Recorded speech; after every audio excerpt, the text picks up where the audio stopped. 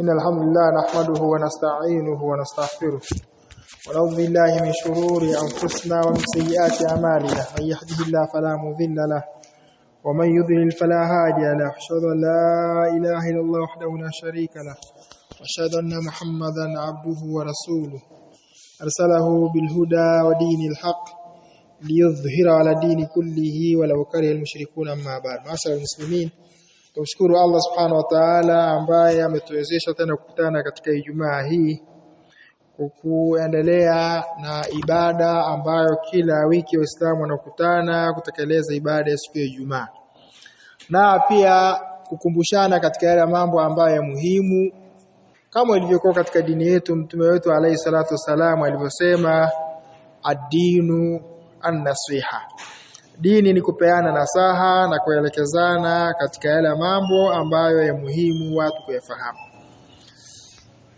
Tuko mara ambayo tumeianza zaidi ya miezi miwili imepita, tukizungumzia al-Aqsa au al-Haikal. Na Haikal wenyewe ambao walikuwa wamebebeshwa amana hii tukasema ni Mayahudi au ni Bani Israeli kwa ujumla, dini yao Yahudia, Bani Israeli. Na tukasema pia wakati wanabebeshwa hii amana walikuwa ni watu wazuri sana, watu wema. Lakini baada ya hapo mwanadamu huwa anabadilika siku hadi siku, na wakabadilika kutokana na salaha waliokuwa nayo na wema waliokuwa nao, wakawa ni moja katika sharrul khalq. Sasa tukiwa katika kuzungumzia katika waqa'i tarikhia au historia au matukio historia iliyotokea kufuatana na hawa watu al-Yahudia, kwa nini kila sehemu huwa wanafukuzwa na hawatakiwi? Na mwanzo walikuwa na eneo, walikuwa na sehemu, walikuwa na haikal, walikuwa na kitabu, walikuwa na nabii. Mitume wengi wamekuja katika kwao Bani Israeli, lakini pia paka mtume Isa alayhi salatu wasalam, mtume Musa alayhi salatu wasalam pia, na kitabu Taurati nacho ni kitabu chao ambayo Qur'ani pia imekuja kwa ajili ya kuweza kuunga mkono silsila ya Taurati ilivyokuwa kabla baadhi ya sharai hazijanusikhati. Sasa katika hali hii hawa wakaacha kitabu, wakaja katika tabia sasa ya akhlakia yao na tabia ya tabaia maumbile yao. Tulishia katika moja katika watu wakubwa ambaye pia alikuwa anawatahadharisha hawa watu, tukasema walakad fatana ba'dhu zu'ama'il uqala, hakika waliweza kuwa waerevu wakubwa katika baadhi ya viongozi wenye akili, ila khatari taghalghal al-yahudi fi biladi, hatari ambayo wanaweza kuleta Mayahudi katika miji yao. Fa akhadhahu yatruduhum minha wa yuhadhiru abna'u ummatahu, na pia akaanza kuwafukuza na kuwatahadharisha vile vile watu wao min shururihim, kutokana na shari hawa watu. Kwa min haula, tulisema katika hawa viongozi wakubwa Binyamin Frankiliyin, tunasema huyu ni ahadu ru'asa'i wilayatil muttahida, ni moja katika viongozi wakubwa wa Umoja wa Mataifa. Fa innahu alqa khitaban sana, aliweza kutoa maneno katika mwaka 1789 fihi, alisema hivi: hunaka khatarun adhimun, kuna hatari kubwa inakuja, yuhaddidu alwilayat almuttahida alamriki, hatari kubwa ambayo inatishia Umoja wa Mataifa Ameriki. Wadhālika alkhataru huwa alyahud, hatari hii ni Mayahudi. Hatari ambayo inatishia Umoja wa Mataifa ni kuwepo Mayahudi.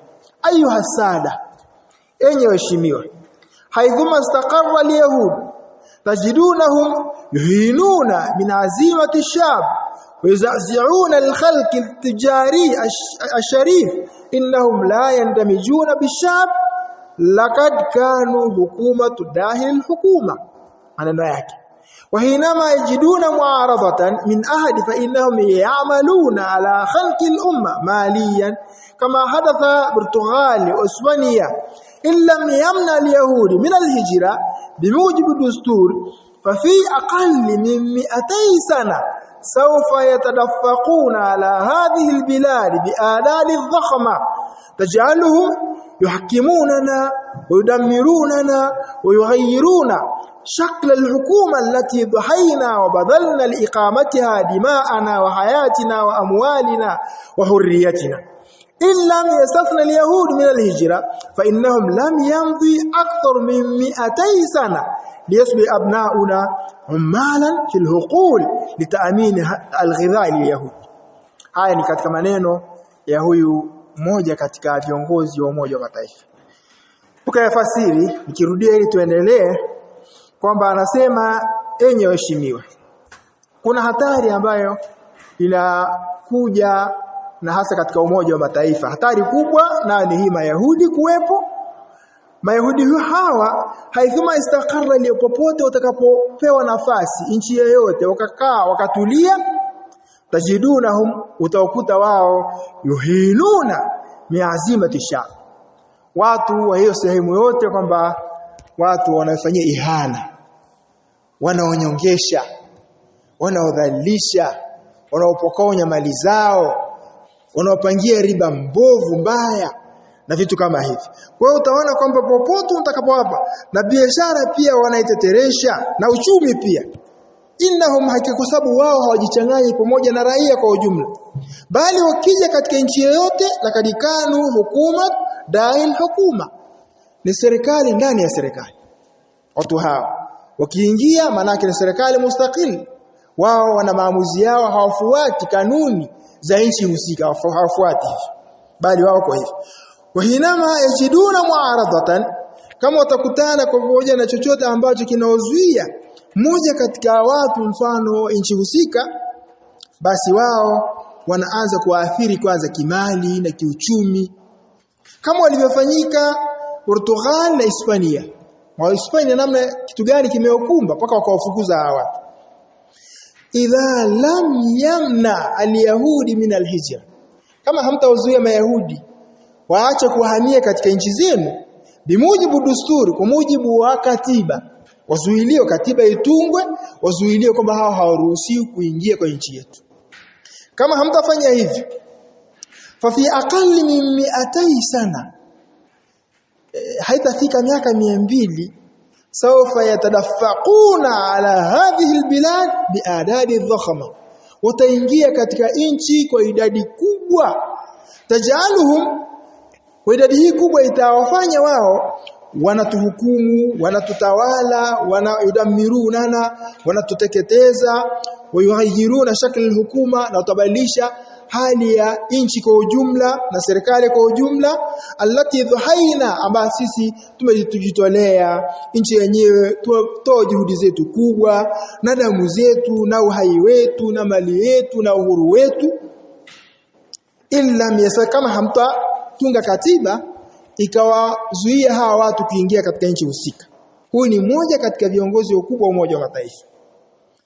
Kwa nini anasema illa yastathna al-yahudi min al-hijra fa innam lam yamdhi akthar min 200 sana, haitapita miaka 200, watakuwa liyusbiha, watakuwa sasa abnauna, watoto wetu, umalan fi huquli litaamini al-ghidha'i lil-yahudi, ni wafanyakazi kwa ajili ya kuweza kuwashughulikia Mayahudi ili wapate chakula katika mashamba yao, katika mambo mbalimbali waliokuwa nayo. Inni uhadhirukum ayyuha sada, na tahadharisha na waonya enyi waheshimiwa, illa tastathnu alyahuda min alhijra ila alabad, kama hamta wavua Mayahudi wasihamie ila alabad, fasawfa yal'anukum abnaukum wa afadukum fi kuburikum, wajukuu wenu na watoto wenu watawalaani wakiwa katika makaburi yao na makaburi yenu. In aqliyatahum, kwa sababu akili ya Mayahudi inatofautiana, takhtalifu anna hatta law ashu bainana 10 ajyad, akili yako tofauti sana, hata kama wataishi na sisi karne nyingi bado wao wana jambo lao watu hao.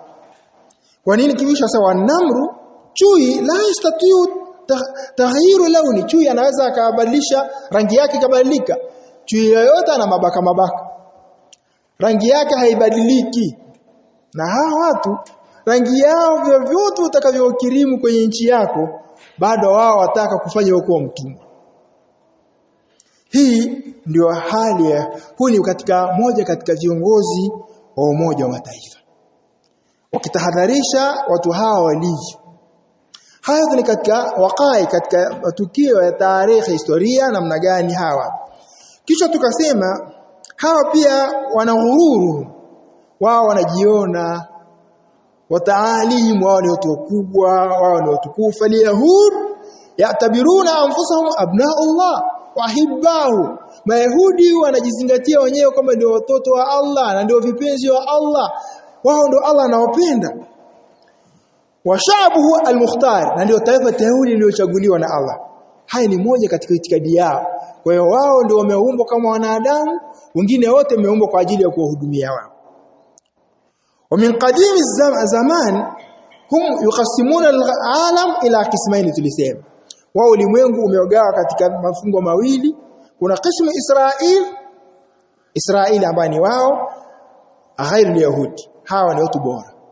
Wengine ambao si Israeli, hao ni makafiri, ni wathaniyuna, wakafara, wabahaim wa anjas. Ni wanyama, ni watu wanajisi, hao wamenajisika. Kama ilivyokuwa katika itikadi ya Mashia vile ambazo tulijaribu kusoma, japokuwa sikusoma ile nasu maalumu ambayo itikadi ya Mashia katika vitabu vyao kama Bihar al-Anwar, Usulul Kahfi na baadhi ya vitabu vile ambavyo vimetungwa ambavyo vyenye itikadi hii ambayo tumeelezea. Mashia nao wana itikadi hii. Kwa nini kama wana itikadi hii? Tukaelezea kwamba baadhi ya watu wao wanaouliza kwamba mbona sisi tunaona wasiokuwa Mashia basi Ahlul Bait wana tabia nzuri, wana swali, wanafunga, wanatoa sadaka, tabia zote mbovu hakuna, hawana zina, hawana muta, hawana nini, japokuwa muta kwetu tunasema ni ibada. Lakini mbona sisi kama ni Ahlul Bait tunamfuata mtume na tuwafuata Ahlul Bait kuanzia mtume na Hassan na Hussein na Ali na Fatuma, lakini tabia zetu mbona mbovu? Inakuaje? Samashia kwa swali hili wakaweka mlango katika vitabu vyao, katika vitabu vingi. Usulul Kahf kuna mlango, Bihar al-Anwar kuna mlango. Yote wakaweka babu twina, wakaweka mlango wa udongo. Udongo ulioumbiwa Mashia na udongo ulioumbiwa usiokuwa Mashia. Udongo wetu sisi tumeumbiwa udongo mzuri ambao umepitishwa katika bahari 7 nzuri. Kwa hiyo safi kabisa. Lakini udongo usioumbiwa ambao sio Mashia wameumbiwa na udongo aswad mweusi, mumtin min hama'in masnun, ndio udongo ulioumbiwa. Lakini baada ya hapo tungeacha lau turika twina lau tungeacha udongo wetu tukaumbwa na udongo wetu ambao ni mzuri, usingeona haya unayouliza wewe muulizaji. Lakini sasa alichokifanya Allah Subhanahu wa Ta'ala ni kuchanganya dongo mbili mbaya hizi. Dongo wetu mzuri na udongo usiokuwa Mashia mbaya, ambao wao ni udongo mweusi, mchafu na nuka. Huu ndio udongo ulioumbiwa. Lakini Allah akazichanganya. Alipochanganya kisha sisi tukaathirika na udongo mbaya. Kwa hiyo unachokiona kwa ndugu yako ambaye Ahlul Bait, ambaye ni mshia mwanzako, anazini, anaiba, anaua, ujambazi anafanya na mingineyo, yote machafu, sio asili yake, kwa sababu ameathirika na udongo huu. Wanawasi wa sisi, maana yake sisi tunaitwa manawasi. Asiokuwa Shia yote ni nawasi wanamuita. Kaathirika na huu. Na ukimuona mtu wa Sunni ambaye si Shia, mara min husni swala, kuswali, kutoa zaka, kufunga, mambo yote mema anayofanya, sio asili yake. Asili yake kwa sababu ameathirika na udongo wetu sisi. Muulizaji ni Ishaq.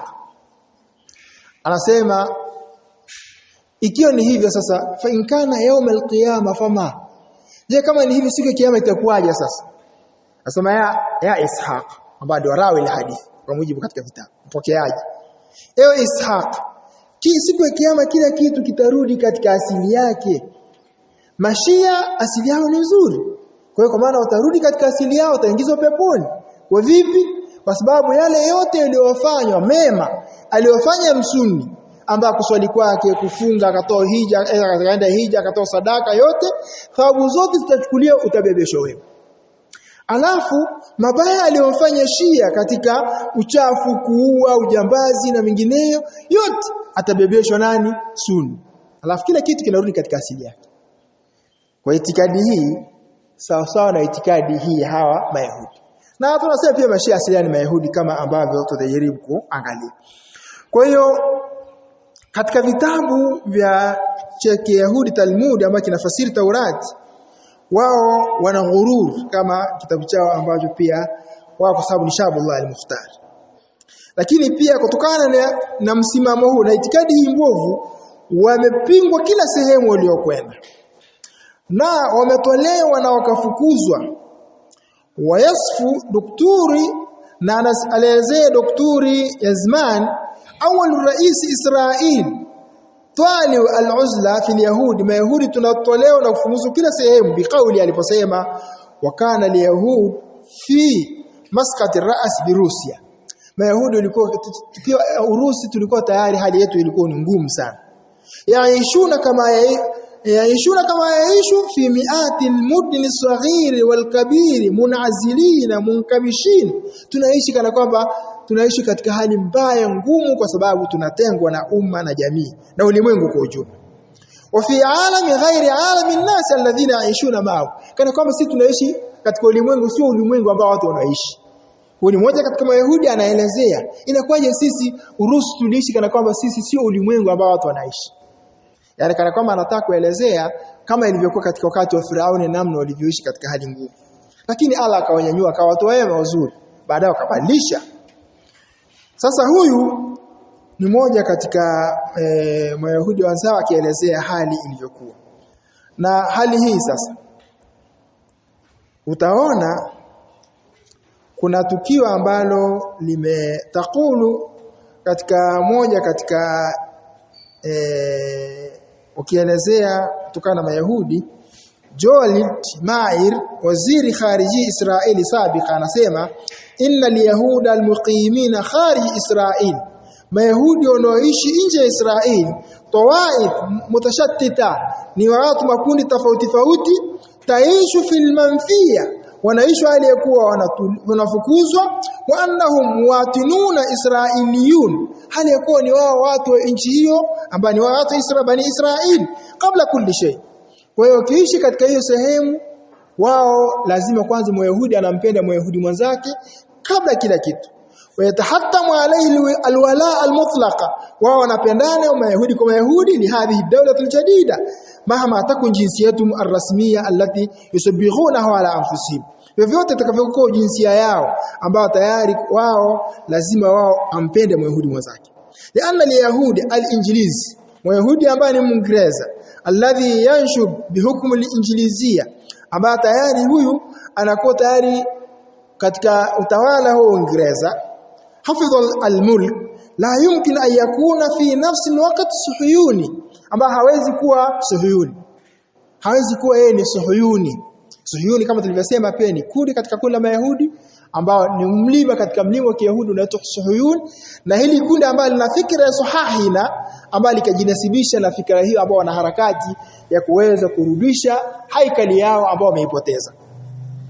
Wama aktharu hawadith allati qama fiha al-yahud biduni al-uyun wal-jawasis, katika matukio ambayo Mayahudi wamesimama mengi katika bidauri al-uyun, majasusi waliwekwa al-awtani katika nchi mbalimbali allati yaishuna fiha, aba nchi hizo, matukio ambayo wanaishi katika nchi hizo, lihisabi adaiha, wanahesabu wamekaribishwa kwa wema, lakini wanahesabu pia wala wanaoishi hao ni maadui wao.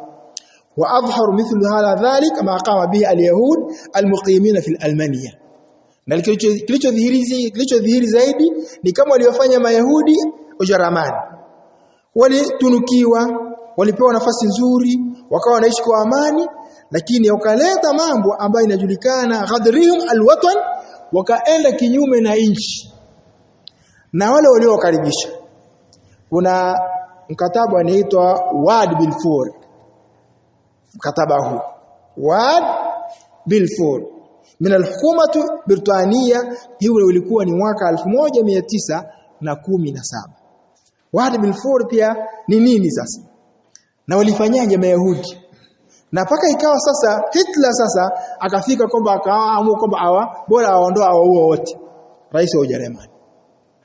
Na kweli wakati haddada Hitler khianatu liyahudi, alihisabu Hitler khiana za Mayahudi Almania, fadhakara minha istinzafu amwali shab.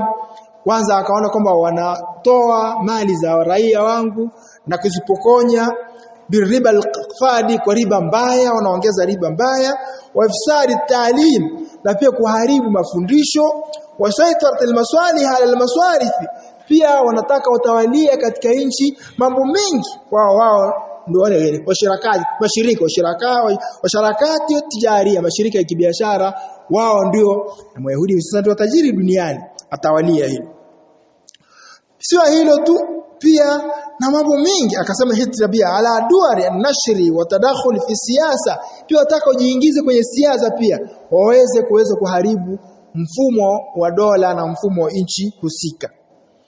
Hii yote ni ghairi maslahati Almania, yote wanayofanya pasina maslahi ya Ujerumani, ni maslahi yao wenyewe, kana kwamba wanakuwa ni serikali ndani ya serikali. Tajassus dhidi Almania, kwanza wanaweka ujasusi dhidi ya serikali yenyewe, wanapeleka siri, wanatoa siri za nchi, watapeleka kadha vitu kama hivi. Na alladhi ihtarafahu adad kabir minhum. Na hapa sasa Hitler akaona wayahtimu Hitler hadithahu atawil. Hitler alizungumza maneno yake marefu sana biqaulihi, wa kauli yake aliposema idha qayyada lilyahud ay yataghallaba ala shu'ub wa hadha al'alam fayasakunu taj al-iqlim janazatan al-bashariyya wa indama yastanif كوكبنا السيارة طوائفه في الأثير كما فعل منذ الملايين السنين لن يكون هناك بشر على سطحه. لهذا أعتقد أني أتصرف معهم حسب ما شاء خالقنا، لأني بالدفاع عن نفسي ضد اليهود إنما أناضل في سبيل الدفاع عمل الخالق.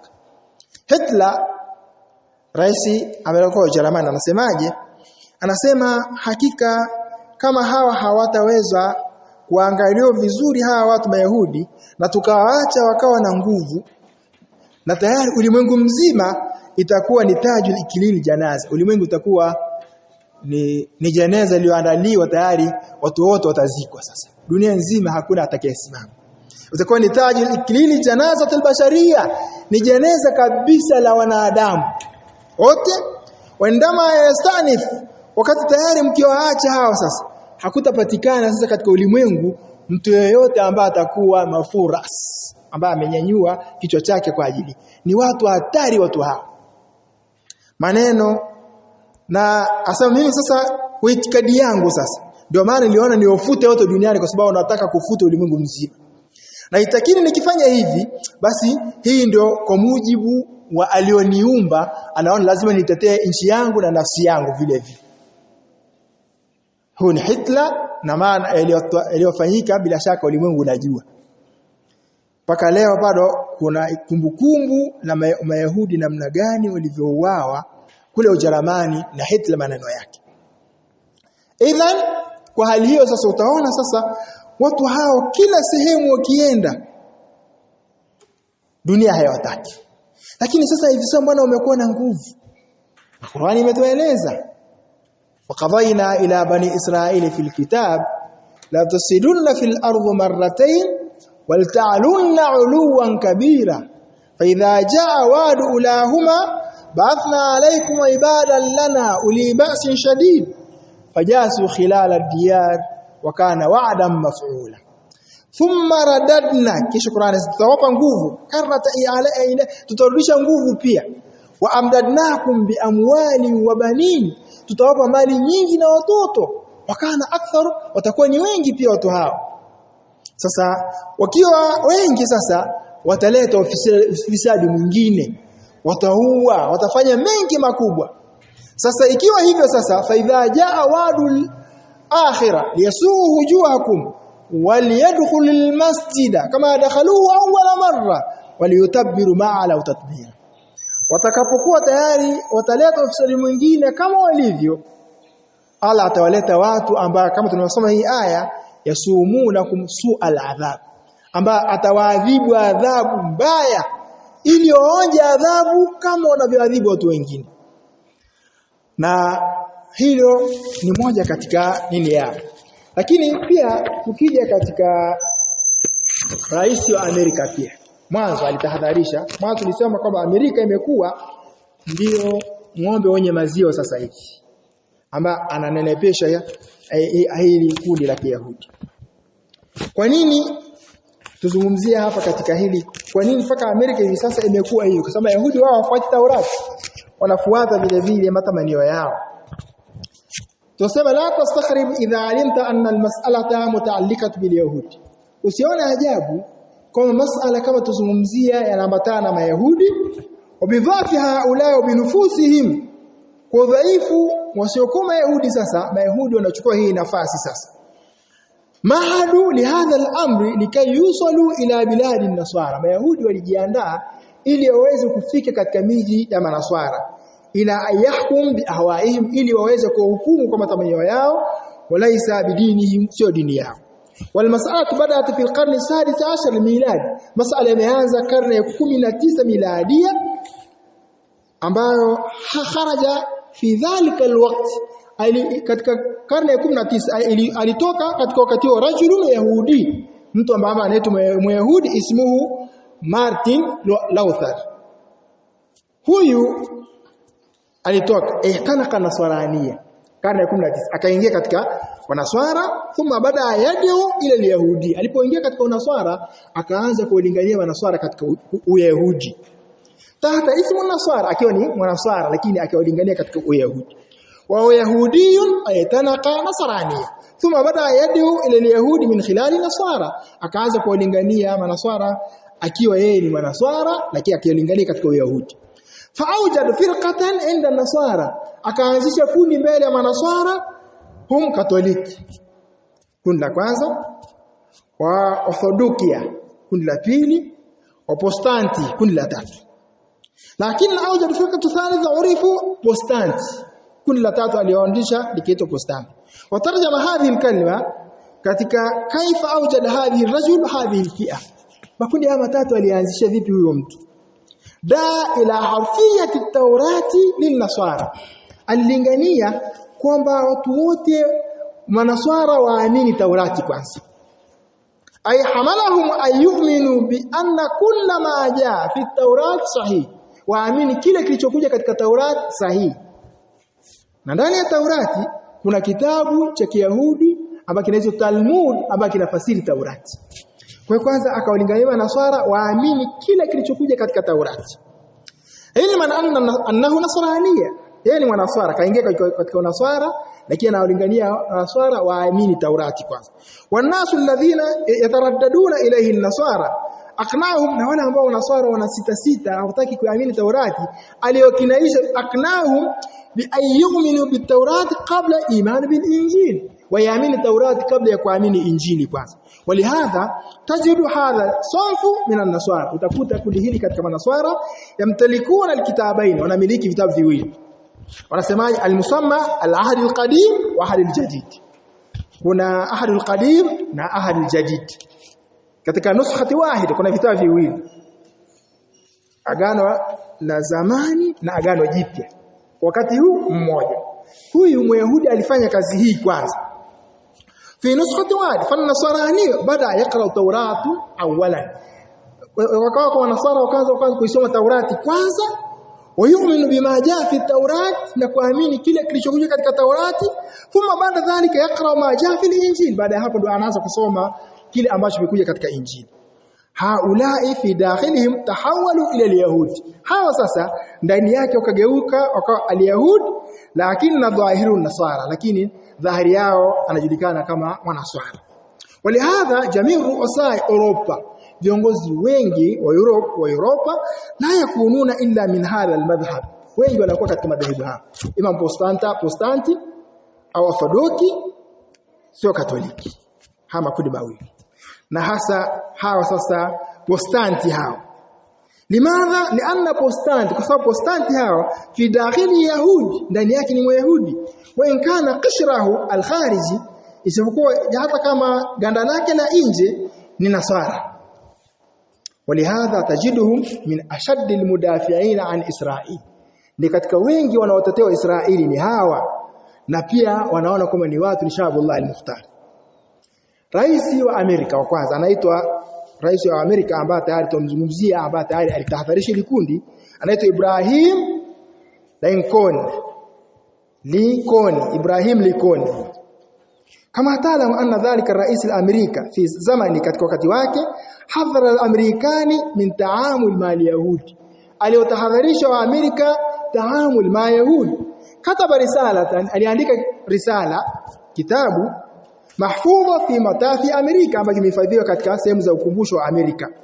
Yuqalu au yaqulu, ma maana, wanasema hivi: anna al-yahudi idha baqau hakadha, mayahudi kama wataachwa wabakie hivi kama walivyo, so yusayyiruna al-hukumata al-ameriki, wataifanya serikali ya Amerika, wa shabu al-ameriki, na raia wa Amerika watawafanya, fasayati yawma yatahawalu shabu al-ameriki ila khudam al-yahudi, itageuka katika watu na raia wa Amerika watakuwa ni wafanyakazi wanaohudumia Mayahudi.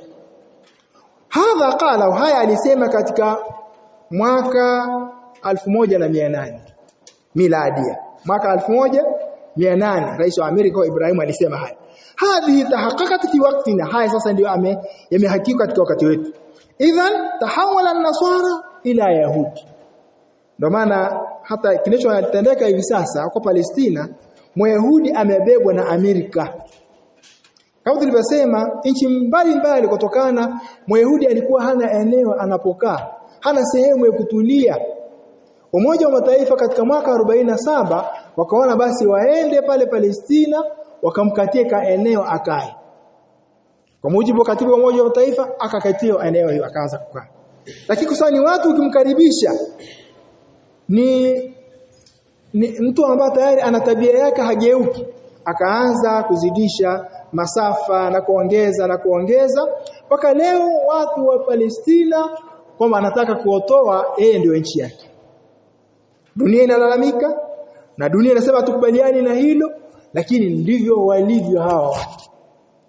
Kwa hiyo leo sasa amebebwa yale ambaye alitahadharisha rais wa Amerika wa kwanza, ndio ambaye yako sasa hivi kama tayari imekuwa ni ugonjwa wa saratani ambao tayari kama umegusa mguu, kama hutakata mguu mapema, mwili mzima utaambukizwa na mwisho ni kifo. Sasa hao ndio watu. Kwa hiyo watu hawa idha tahawala an-nasara ila yahudi, baada dhalika aradu ayatakhallasu min shay ismu din, kisha wakataka kwamba wajiepushe na kitu kinachoitwa dini. Ai dini kana dini yoyote. Kuna kitabu ambacho pia tuwashauri watu wakisome, kinaitwa Protokolati Hukama Isuyuni.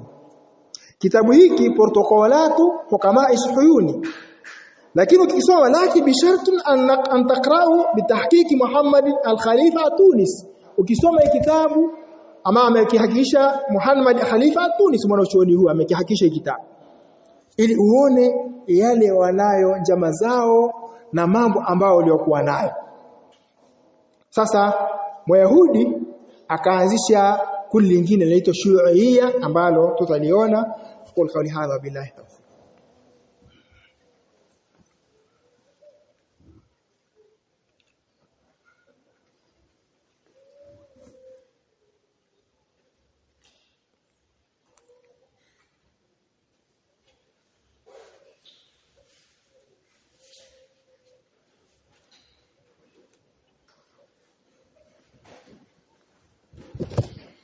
الحمد لله نحمده ونستعينه ونستغفره ونعوذ بالله من شرور انفسنا ومن سيئات اعمالنا. Amma ba'd, hao ndio watu ambao tayari walikuwa wamepewa amana ya kulinda na kuwa ndio wenye sehemu takatifu. Ama tumezisoma katika hotuba zilizopita, Baitul Maqdis na eneo lake, lakini bado wao wanaona wanadhana ile kwamba wao ndio wenye eneo, wengine wote sio eneo la kwao. Kwa hiyo kuna haja watu walewe.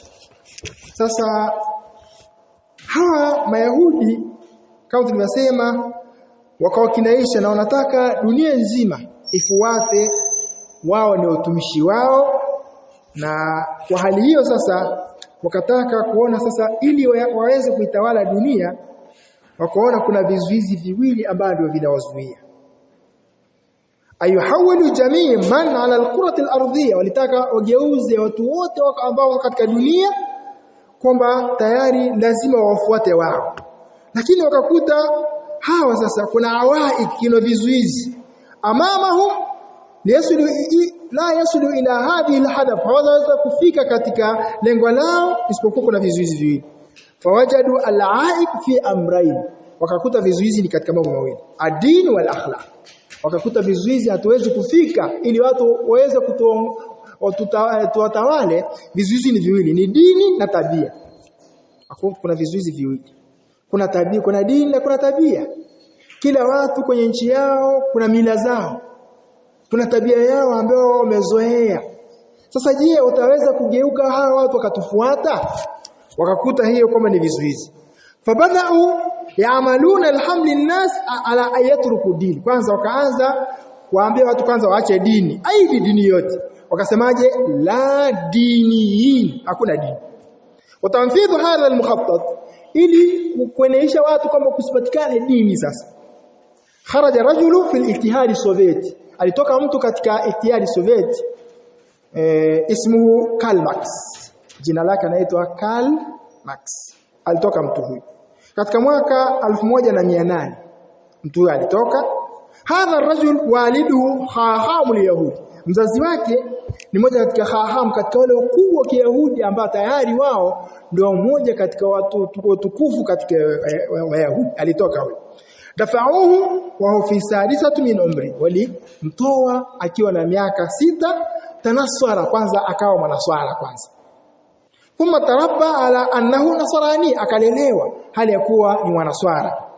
Walitihadi Sovieti kana maaqilan min akbar maaqil an-nasara, itihadi Sovieti ilikuwa katika maaqil an-nasara. Hadha rajul baada an kabura, baada ya kukua sasa amepelekwa kule katika naswara, amekuwa. Wa baada an balagha wa asbaha lahu sha'an, amekuwa tayari amekuwa mkubwa na ana jambo lake. Baada yadio ila shu'i, akaanza kuwalingania watu katika shu'i. Ai jaa bi unasi min Italia, akaja na watu kutoka Italia. Istajarahum, aliwaajiri watu 300 rajul. Qadamu bi thawra inqilab, kwa sababu wanataka waweza kufanya uasi na mapinduzi. Wa'alanu qiyama dawlati shu'iyya, wakatangaza kwamba usimamisha dola yao shu'iyya fil ittihad sovieti, ambayo ilikuwa ni muungano wa Urusi. Urusi ulikuwa kuna muungano nchi mbalimbali zikiungana ikawa nchi moja. Kama rais wengi waliopita kina Gorbachev na wengineo waliopita katika wakati huu kabla haijadondoka Urusi. Sasa Ittihadi Soviet akida yao hizbi shu'i qaimatan ala asasiyain, hakika itikadi yao imesimama katika misingi miwili. Al-asasul awwal, msingi wa kwanza, la ilaha. Msingi wa kwanza la ilaha, manake hakuna dini, hakuna Mungu kwa mujibu wao. Hakuna kitu kinachoitwa Mungu, hakuna. La ilaha wal hayatu madda, moja katika itikadi yao. Ay la yatarifuna biwujudi ilah, hawakiri kwamba kuna mwenye kuabudiwa kwenye dunia hii, hakuna mwenye kuendesha na Rabb, hawakiri, hawaamini dini hii. Thani, jambo la pili, akasema ad-din afyuni shu'ub. Afyuni ukisoma katika maajib katika za lugha wanasema ad-din afyuni shu'ub, ay anna shu'ub al-mutadayyin takunu muhaddaratan, yani mtu mwenye dini anakuwa ni kama mlevi amelewa. Sasa huwezi sasa kumrudisha katika ulevi wake. Aradna an-nusahi, ili tuweze kumponyesha huyo aliolewa. Haula inas mimma fihim min khatirin yajibu an yakuna dinahum bainahum din. Sasa ili tayari tuondoe, lazima kwanza tuondoe dini. Kitu cha pili, tuondoe tabia. Tabia manake Kila watu wana mila zao na tabia zao kwa mujibu wa nchi husika. Sasa tukiondoa zote hizo sasa itakuwa ni shida kwa mujibu wa mafahumu yao wao wanasema. Lakini jambo la kwanza, kizuizi cha kwanza dini kwanza. Kizuizi cha pili tabia. Tukiondoa hivyo sasa wakaanzisha hili kundi ambalo linaitwa Shii ambalo likiongozwa na Karl Marx. Kundi hili ambao hawaamini kuna dini. Na hili kundi likaingia sehemu mbalimbali. Kuna hizbu inaitwa Hizbu Shuia. Huko Iraq pia kuna kundi hili. Maana hawaamini kuna kitu kinaitwa dini. Wala hawaamini kuna kitu kinaitwa Allah. Kuna Mungu la ilaha wal hayatu madda. Wakawa hivi. Sasa hawa wanataka kuhakikisha kwamba watu wote kwamba namna gani waweze kufika sasa ili wao waweze kuitawala dunia na watu wao ni watumwa wao. Kweli wakaanza kufanikisha hii lengo na mpaka leo Mayahudi sio wengi wa hivyo lakini wamekuwa na nguvu kubwa na dunia inapiga vita kubwa kutokana na kujiona kwao na kuua watu na nini. Lakini sasa nani? Kwa sababu mwenye nguvu sasa ndo Amerika, kama alivyotahadharisha rais wa Amerika, hivi sasa ndio ambaye Amerika imekuwa ni ng'ombe mwenye maziwa.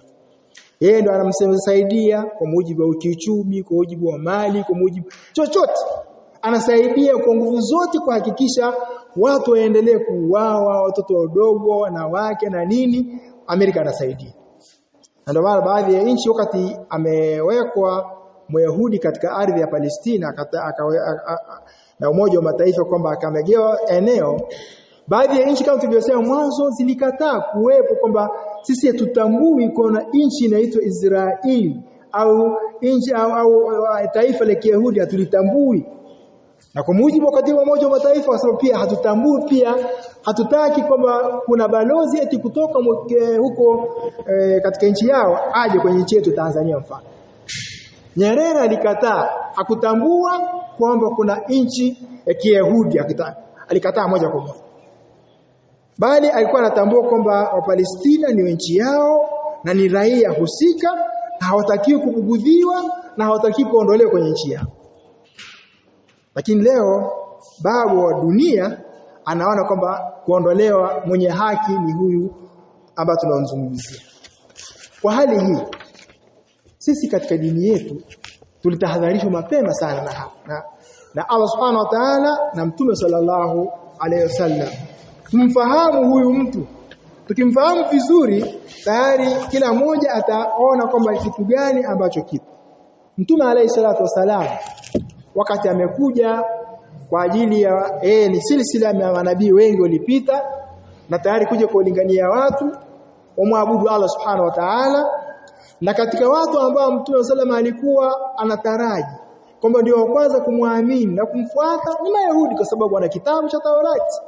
Lakini baadaye wakawa wao ni maadui. Baada ya hapo ikapita katika baadhi ya matukio mengi wao na Mtume alayhi salatu wasalam ambao vitabu vya tarehe vimezungumza. Jarrat hadhi al-ma'arak baina an-nabii wa baina al-yahudi, ni vita baadhi ya vita kati ya Mtume na Mayahudi kutokana na kujiona kwao na Mtume akaona kwamba hao hatuwezi kuishi nao sasa. Kwa hiyo akataka sasa aotoe katika sehemu hiyo. Lakini je, iliwezekana? Kuna vita mbalimbali, vita vya Mu'ta, kuna ghazwat Tabuk, kuna muwajat Rum, lakini kuna vingine ambavyo vimefanyika kuotoa Banu Kainuka na Banu Quraiza na Banu Nadhir, hawa katika makabila matatu ya Kiyahudi. Lakini wao baada ya Mtume alayhi salatu wasallam hatari yao iliendelea kuzidi juu ya Uislamu, thumma jaddada al-ukhyud al-yahud suraihim, kisha hatari yao ikaendelea, walitaka kwanza kumuua Mtume wakashindwa. Fahawalu qadaya ala khilafati al-islamiyya, wakaanza sasa waondoe sasa utawala wa Kiislamu biljuhudi lati qama biha, kwa juhudi ambayo alisimamia mkubwa wao ambao mbaya kabisa ambaye anaitwa Abdullah ibn Saba. Kwa hiyo ukiona katika makundi mengi Abdullah ibn Saba Myahudi huyu. Abdullah ibn Saba aliyahudia huyu ambaye ni Myahudi tayari aliweza kuja kuua katika baadhi ya maswahaba kwa ujumla. Amemuua Uthman bin Affan kupitia juhudi zake. Alikuwa Myahudi katika wakati wa maswahaba ridwanullah alayhim. Ilisimama. Thumma qatalu ta'ammaru ala amiril mu'minin, kwanza walianza kuweka njama juu ya Amirul Mu'minin Umar radhiallahu anhu ili wamuue, wakashinda. Lakini baadaye mwisho akhir mataf Umar akaja akauao, wakamuua Umar mara ya pili. Taamaru ala Amirul Mu'minin Uthman, wakataka kumuua pia Uthman ibn Affan, fakhalauhu min khilafa, ili umtoa katika uongozi, wakataluhu na wakamuua kweli. Kisha wakakusudiwa muua Amirul Mu'minin Ali radhiallahu anhu. Thumma fima baad, kisha baada ya hapo wakaendelea na juhudi zao kuhakikisha kwamba waweza kuleta uharibifu mkubwa. Hakika makundi mengi waasisi ni Mayahudi. Makundi mengi waasisi ni Mayahudi. Makundi mengi ambayo tutayataja kwa ufupi sana. Utaona kila kundi lililosimama ambalo linajulikana kundi ambalo dhahiri yake kundi la Kiislamu, kumbe asili yao wapo Mayahudi. Mfano, katika moja katika shariati dawla min tarik asalib ma yutliqunahu, kwa sababu wakati wa Mtume sallallahu walianza kwanza ili waweze kumbeza mtume, kumuita ni mchawi, kumuita mwendozimu na majina mbalimbali, wakafeli katika hili. Wakaja katika khulafai rashidin, wakajaribu kweli, wakaweza kumuua Umar, wakamuua Uthmani na Ali radhiallahu anhu pia. Sasa utakapozingatia kwa ujumla, fali yahudi idha taamalta dhalalat al-khawarij, ukitakapozingatia pia hata upotovu wa makhawarij pia. Khawarij kullu man kharaja ala al-imam alladhi ittafaqat al-jamaa alayha yusamma kharijiyya. Ukiona katika makhawarij pia asili yake, ukiwasoma khawarij asili yake Myahudi yupo. Makhawarij ni wale wana misingi yao mitano. Katika hii misingi mitano, moja kwanza kwa kufurisha Waislamu kwa kabairi dhunub, lakini pia kutoka katika toa ya viongozi wa Kiislamu vile vile makhawarij hao. Kwa hiyo ukiangalia upotovu wa makhawarij asili yake Myahudi. Kwa nini? Kwa sababu kadikhtalafu, kwa sababu Mayahudi ndio asili yao walianzisha hizo fikra kama tulivyosoma huko nyuma. Hilo la kwanza. Lakini pia ukiacha na makhawarij ambao tayari moja katika makundi ambayo yameasisiwa kifikra, fikra zao kama utaona Myahudi ana fikra hizi kutoka katika toa ya viongozi ambao ittafaqat al-umma ala imamatiha. Kwa hiyo utaona sasa Myahudi yupo katika kundi hili. Lakini pia utakapoona pia katika baadhi ya manasuanini hawa rawafidh mashia, pia muasisi wa Shia Abdullah bin Sabah Myahudi pia aliasisi hili kundi. Na idha taamalta rafd wajadta anna muhdathaha huwa ibn Sabah. Utakapozingatia pia Qadaria, njoka katika kundi la Qadaria.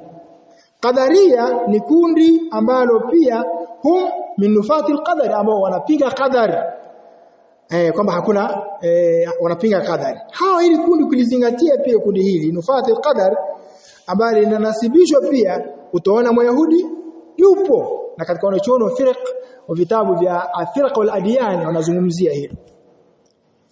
Ukizingatia pia katika kundi pia, na huyu manake kundi hili la Qadaria, ukiona muasisi wao ni Yahudi al-Basra, Myahudi kutoka Basra, yuqalu lahu Susin al-Yahudi, anaitwa Susin al-Yahudi.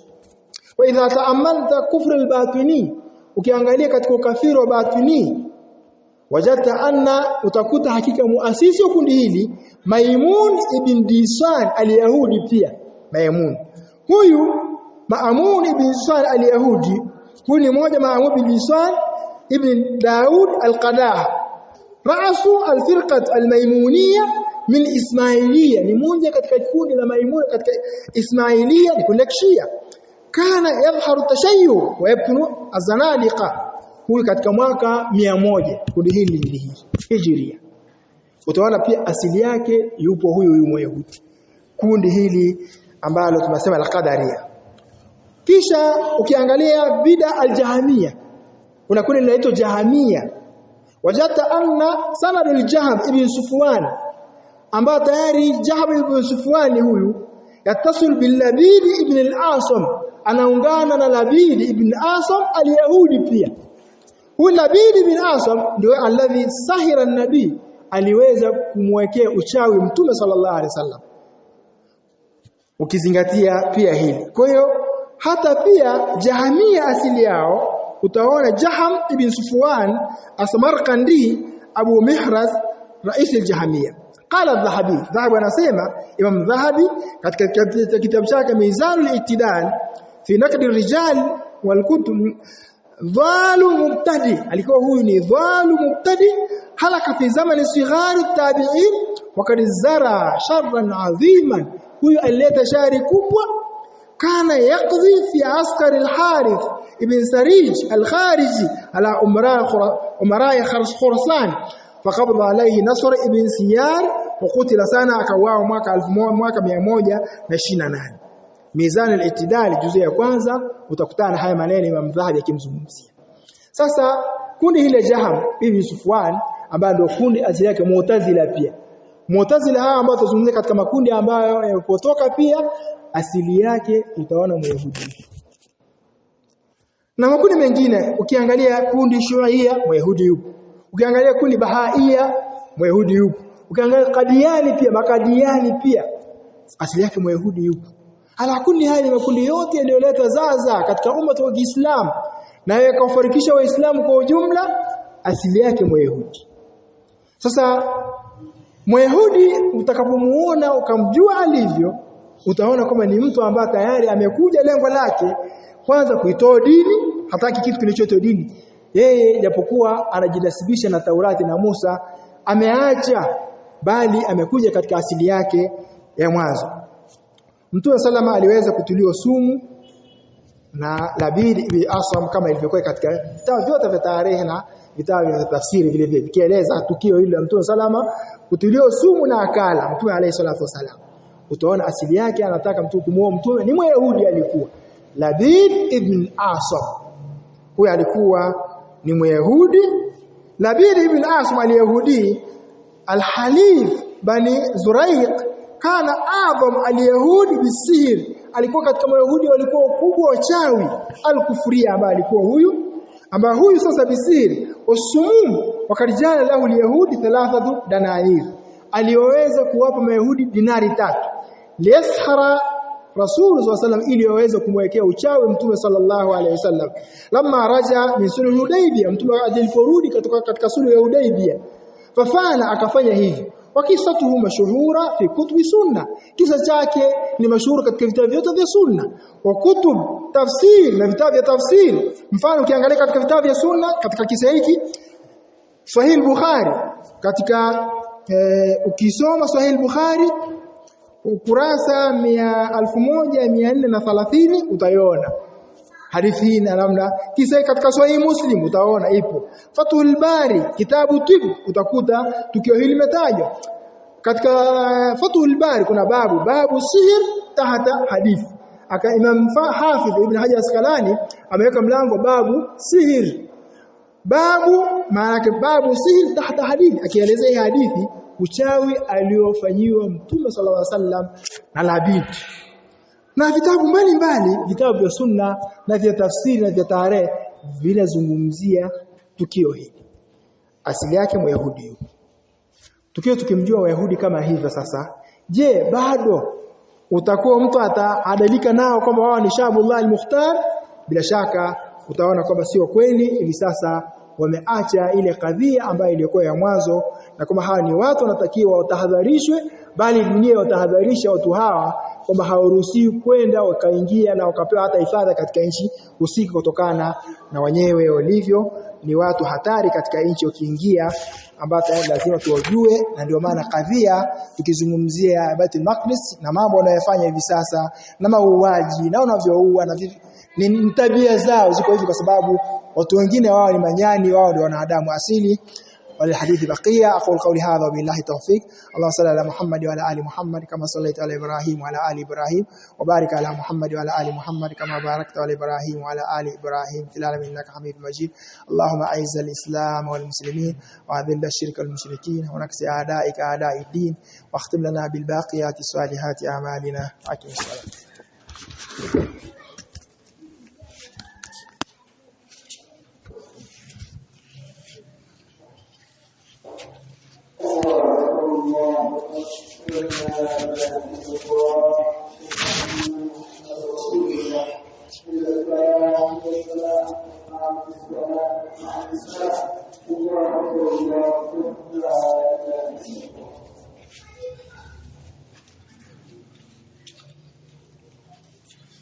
So